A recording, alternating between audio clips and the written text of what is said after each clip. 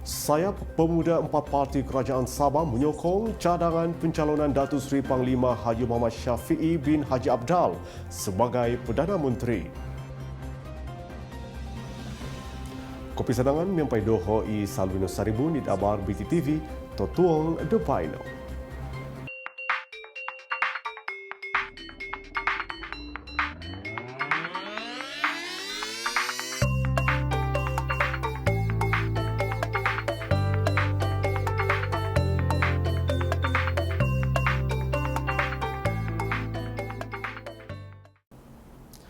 Sayap pemuda empat parti kerajaan Sabah sebulat suara menyokong cadangan Datuk Seri Panglima Haji Muhammad Syafiee bin Haji Abdal sebagai pemimpin Borneo pertama menjadi calon Perdana Menteri.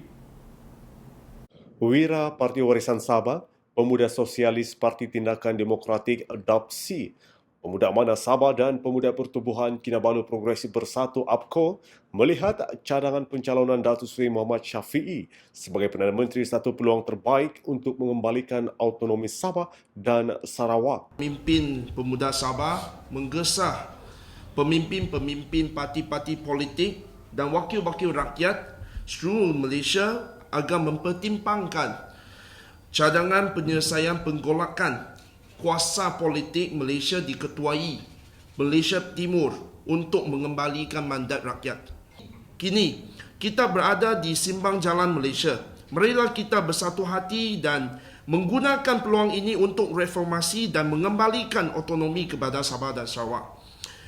Kami menyeru semua rakyat Malaysia agar turut serta dalam perjuangan ini untuk menyokong Perdana Menteri dari Sabah untuk seluruh rakyat Malaysia. Hari ini kami memimpin pemuda Sabah sebulat suara menyokong Datuk Seri Panglima Syafiee Abdal sebagai calon Perdana Menteri bagi Blok Pembangkang untuk membawa aspirasi baru kepada Malaysia yang kita sayangi. Kami penuh dengan yakin bahawa Datuk Seri Panglima Syafiee Abdal adalah calon yang terbaik untuk menyelesaikan masalah perkauman dan agama yang telah lama wujud di negara ini. Lebih-lebih lagi, Perdana Menteri dari Borneo dapat memastikan bahawa Sabah dan Sarawak dapat mengembalikan hak sebagai rakan kongsi setara. Pada masa yang sama, Datuk Seri Panglima Syafiee Abdal juga merupakan tokoh pemimpin negara yang lebih mudah berbanding calon-calon Perdana Menteri lain. Beliau sentiasa menyantuni beliau dan mengangkat suara anak-anak muda Sabah. Pada tahun 2018, rakyat Malaysia telah membuktikan bahawa kita menolak kerajaan yang kleptokrat. Dan sekarang kita dapat membuktikan sekali lagi bahawa kita mahukan kerajaan yang mengamalkan pluralisme, bukan pemerintahan yang memainkan sentimen perkauman, agama dan identiti. Marilah kita bersama-sama menjadikan Malaysia bersatu padu dan bangga dengan menyokong pemimpin yang bersikap terbuka, Datuk Seri Syafiee Abdal. Kami menyeru seluruh rakyat Malaysia, terutamanya para belia dan pemimpin negara agar menjadi penentu dan menyokong Datuk Seri Panglima Syafiee Abdal sebagai calon Perdana Menteri Malaysia Timur yang pertama dan yang akan membina Malaysia baru yang sederhana, makmur dan harmoni. Pung berkata demikian dalam sidang media bersama pemimpin Sayap Pemuda di Kota Kinabalu petang tadi.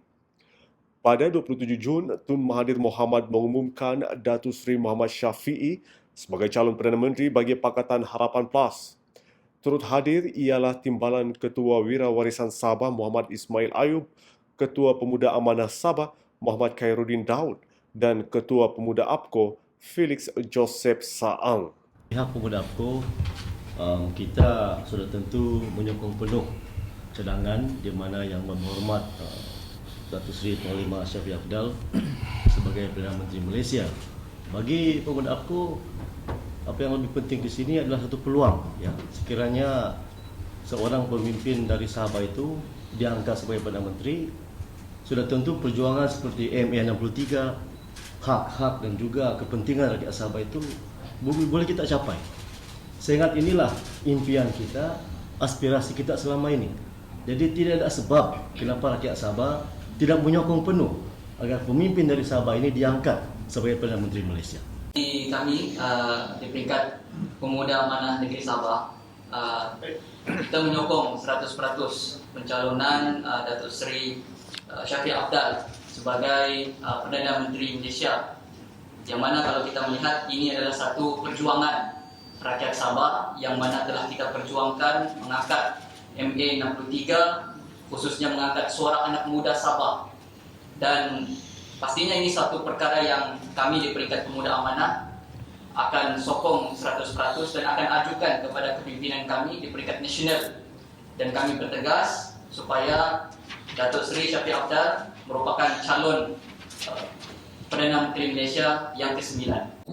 Kami sebulat suara ingin mengucapkan jutaan terima kasih kepada pemimpin-pemimpin muda daripada Pakatan Harapan, begitu juga dengan pemuda APKO yang menyokong penuh pencalonan dan juga cadangan daripada negarawan ulung Tun Dr. Mahathir mengenai dengan yang amat berhormat Datuk Seri Shafie Apdal sebagai calon Perdana Menteri.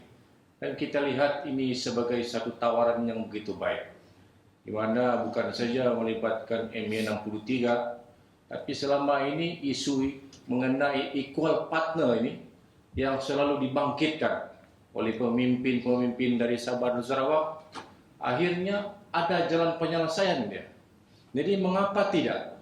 Bila mana pemimpin-pemimpin dari seberang itu menghulurkan tangan salam kepada kita di Sabah ini, dan juga pemimpin-pemimpin dari Sarawak juga senada dengan kita, mengapa tidak kita sambut salam mereka? Dan saya minta kepada pemimpin-pemimpin yang ada di Sabah, terutama sekali daripada UMNO, Bersatu, PBRS, PBS, yang ada di Sabah ini, tolong ketepikan fahaman politik itu. Saya minta kepada mereka bulatkan hati, karena hari ini bukannya soal Shafie Apdal itu merupakan calon Perdana Menteri bagi parti warisan, tapi hari ini adalah di mana ada jalan penyelesaian, rungkaian kepada apa yang disebut oleh kawan-kawan saya tadi, MA 63 dan juga yang sebagainya. Sebab itu saya minta siapa juga pemimpin-pemimpin, saya ulang sekali lagi, untuk sama-sama ketepikan fahaman politik serta ego.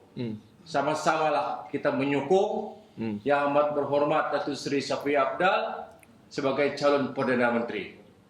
Karena kalau kita lihat dari segi kelayakan beliau pun, beliau mempunyai kelayakan yang begitu cukup. Tidak mungkin seorang negarawan ulung seperti Tun Dr. Mahathir mencalonkan beliau sebagai calon Perdana Menteri. Sedangkan kalau kita lihat selama ini, pengalaman yang amat berhormat Datuk Seri Shafie Apdal di dalam 7 kementerian di Persekutuan. Dan beliau juga pernah menjadi pengurusi Commonwealth. Dan untuk makluman, pengurusi bagi negara Commonwealth ini bukannya dilantik, tetapi diundi.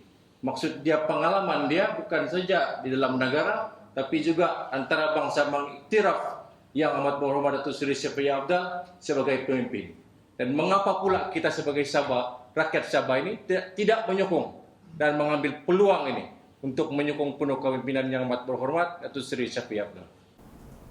Mangsa banjir yang ditempatkan di pusat pemindahan sementara di Sabah menurun kepada 428 orang 4 petang tadi berbanding 705 orang 8 pagi tadi.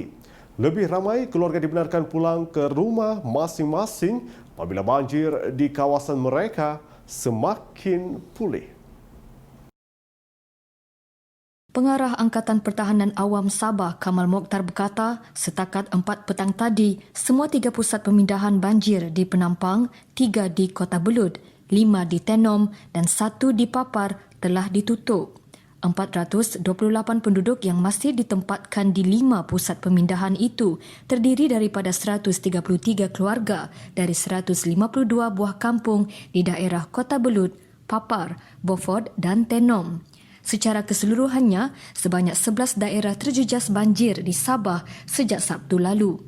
Daerah lain yang turut terjejas adalah Kota Marudu, Keningau, Pitas, Membakut, Putatan dan Tuaran dan ia melibatkan 42 buah kampung.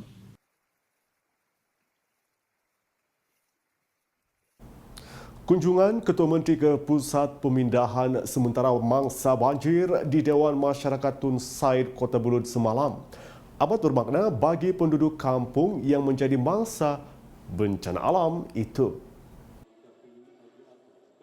Kehadiran Datuk Seri Panglima Haji Muhammad Syafiee bin Haji Abdal amat melegakan penduduk kampung yang ditempatkan di pusat pemindahan itu sejak Sabtu dan Ahad lalu. Tiba-tiba saja air naik kan, terus kami lari pergi luar. Sebelumnya macam mana kalau hujan biasa tidak sampai dalam rumah? Pernah juga yang dulu tu kan macam ni lah. Tapi ini yang teruk betul. Air tinggi. Kalau dulu tu sampai lutut saja lah, tapi sekarang ni sampai bahu sudah. Kami minta tolonglah dengan jiran-jiran sana, minta antar pergi sini. Kami 3 orang sajalah. Suami saya pun tiada sana, dia masih dalam perjalanan.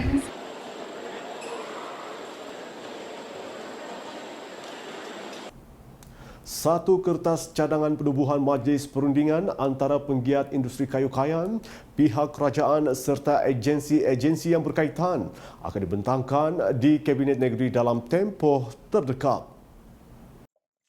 Timbalan Ketua Menteri merangkap Menteri Perdagangan dan Perindustrian MTI Sabah, Datuk Seri Panglima Wilfred Madu Stangau berkata, penubuhan itu bertujuan untuk membincangkan isu-isu yang dihadapi dalam sektor industri yang berasaskan kayu. Dan kita telah membincangkan beberapa keprihatinan pihak kilang, pihak industri, yaitu berkenaan dengan bekalan bahan mentah, raw material supply, dan kita membincangkan bagaimana supaya ini dapat diatur sebaik-baik mungkin supaya pihak kilang tidak menghadapi lagi masa halaman mentah di masa akan datang. Antaranya ialah langkah yang sedang kita ambil supaya kita tumbuhkan satu majlis satu agensi ataupun majlis perundingan di mana semua pihak berkepentingan, semua stakeholders ada di situ, terutama sekali tim Association Sabah TAS dan Sabah Timber Industrial Association STIA dan juga pihak kerajaan, Jabatan Hutan, Yayasan Sabah dan sebagainya. Mudah-mudahan ini kita dapat bentangkan di kabinet tidak lama lagi, dan selepas itu mudah-mudahan kalau semua pihak bersetuju kita dapat mengatasi beberapa cabaran yang dihadapi. Madius berkata demikian ketika ditemui selepas mengadakan lawatan kerja ke Kilang Papan NWP dan Lemitek International Sdn Berhad di Kimanis Papar kemarin.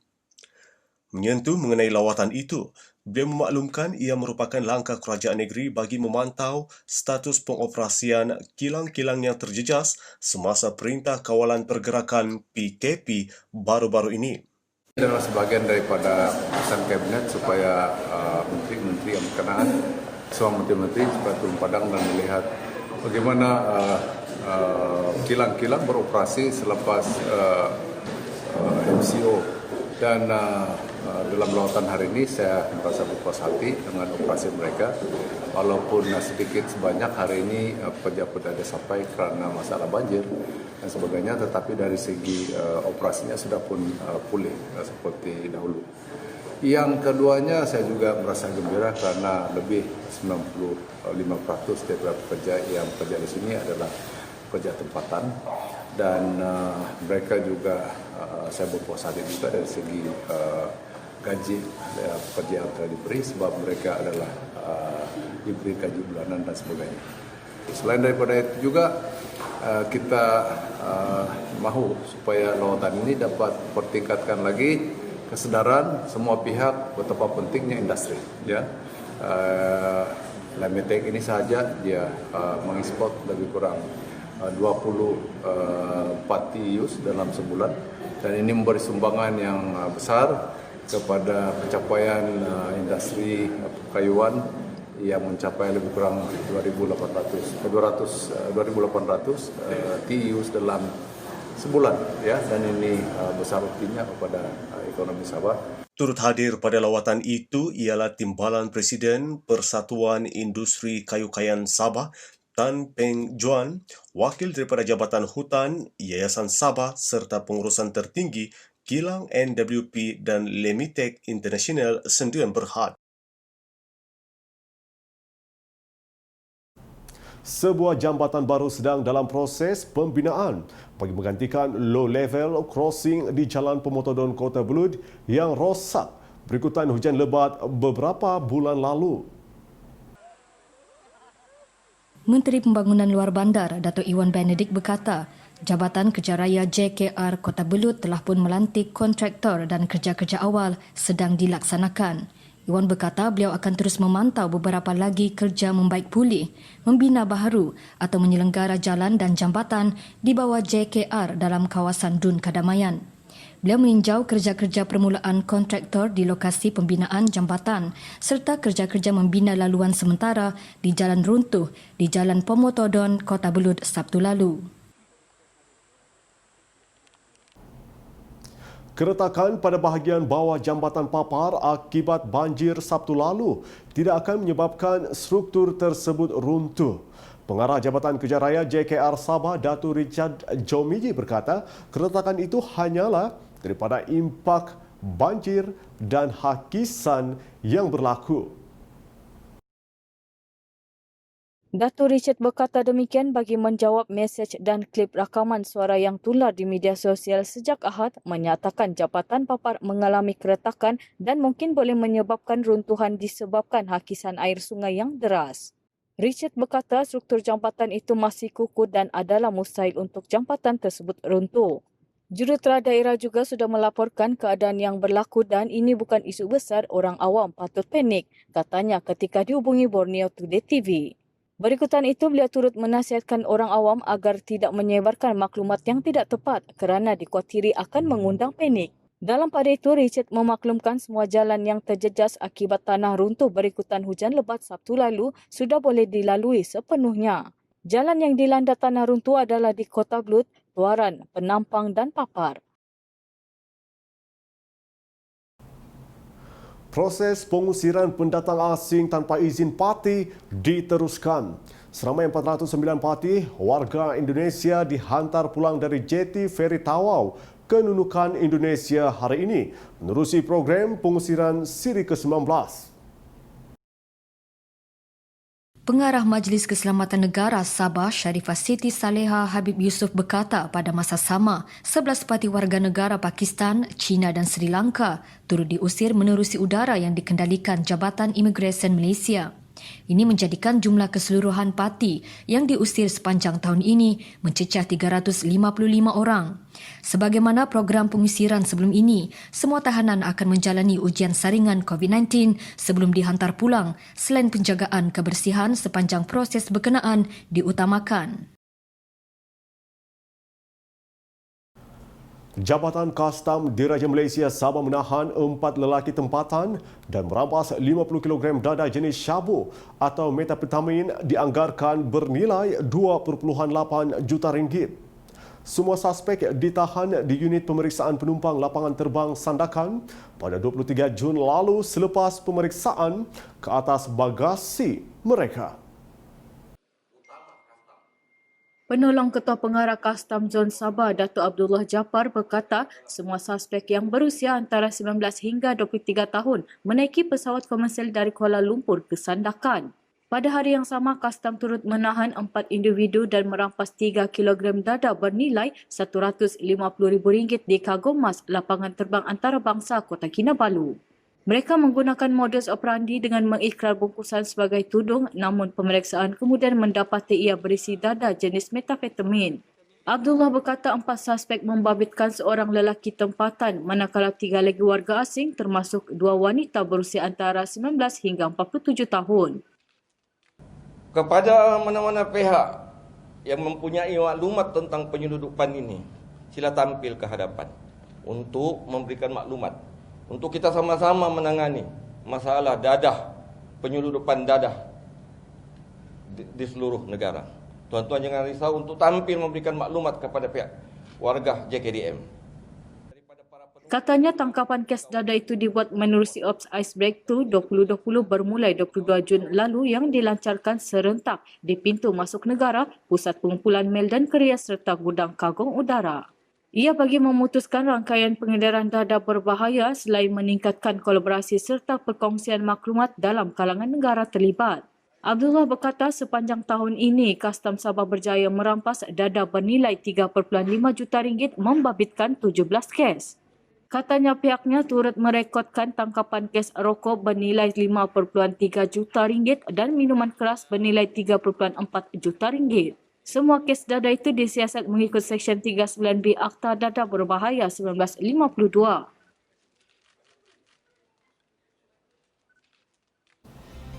Tupinai, hingga kano abar BTTB tutuang Dubai no, Yokui Salvino Saribun, Konsikau.